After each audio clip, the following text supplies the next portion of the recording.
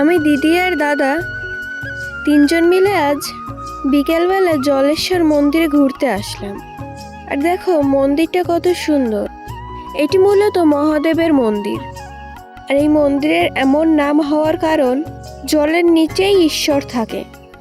মানে এই যে সামনে দেখছো এত বড় পুকুর, এই পুকুরের নিচেই আছে মহাদেবের মূর্তি।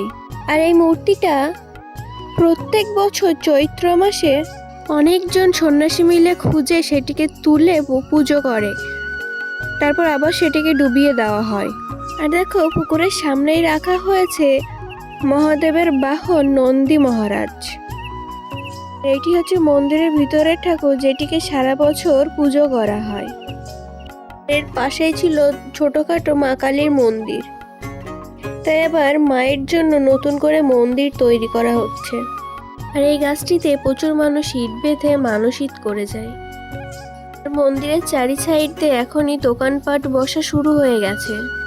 সামনেই যেহেতু চৈত্র মাস, ওই জন্য অনেক বড় করে শিব ঠাকুরের মেলা হয়, তাই আগে থেকেই দোকানপাট বসা শুরু হয়ে গেছে।